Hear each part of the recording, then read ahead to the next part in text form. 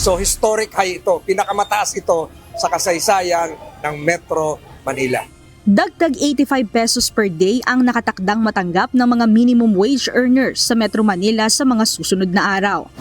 Ayon sa Department of Labor and Employment, produkto ito ng mahabang konsultasyon sa stakeholders. Pinag-aralan to, mahabang consultation ito kasama ang mga employers na maka-adjust ng kanilang kakayanan para makahabol po yung purchasing power ng kanilang kinikita. Mula sa kasalukuyang 695 pesos, aakyat na sa 780 pesos ang arawang sahod para sa mga non-agricultural worker, habang tataas naman sa 743 pesos ang sahod ng mga manggagawa sa agricultural sector. Magandang balita ito para sa isang minimum wage earner at 8 years ng security guard na si Rodney Mariga. Siyempre, ma'am, malaking tulong sa amin yun.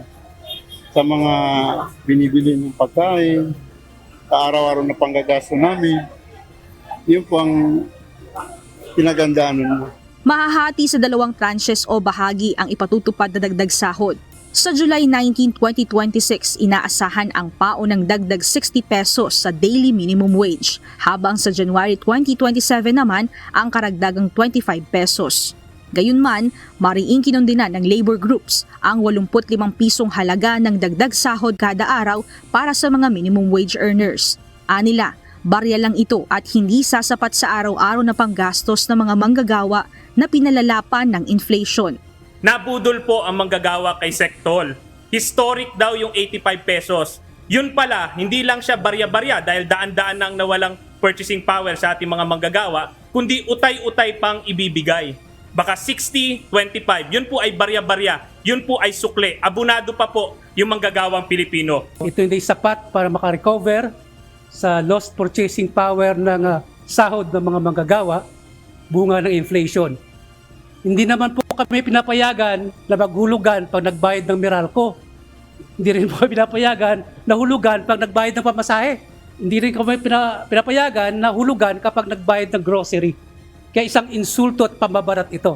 Hindi namin tinatanggap at yan ay barya-barya at yan ay insulto at yan ay sampal. Patuloy kaming sumusuporta na maipush talaga na 1,200 living wage dahil yun ang pinaka nakakabuhay lalo sa mga BPO workers at sa mga pamilya nito. Samantala, ayon naman sa National Wages and Productivity Board, bago inilabas ang wage order, nagsagawa ang Regional Board ng sunod-sunod na konsultasyon, public hearings at mga deliberasyon kasama ang mga kinatawan ng mga employer. Kasama nila sa mga isinaalang-alang sa 85 pesos na wage increase ang epekto ng inflation, tensyon sa Middle East at ang bumababang purchasing power sa kabila ng lumalaking gastusin ng bawat pamilya.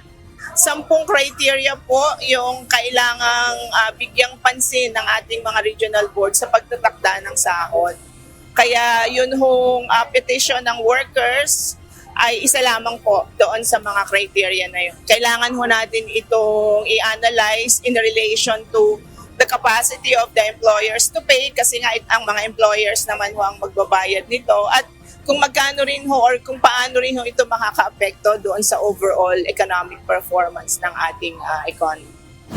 Samantala, patuloy na umaasa ang ilang kongresista na bibigyang prioridad na ng Administrasyong Marcos Jr. ang legislated wage hike. Giit din ng mga ito, aabangan nila kung mababagit ang isyong ito sa darating na State of the Nation address ni Pangulong Ferdinand Marcos Jr. sa susunod na buwan. Kaya kung sa darating na SONA ay hindi pa idedeklara ni Pangulong Marcos na priority legislation ang nakabubuhay na sahod. Ang bill para sa nakabubuhay na sahod, mahiya naman siya. 4 years in the administration of President Bongbong Marcos, not even one, walang kahit anong batas o panukalang batas na isinusulong patungkol sa mga manggagawa, lalong-lalo partikular sa sahod.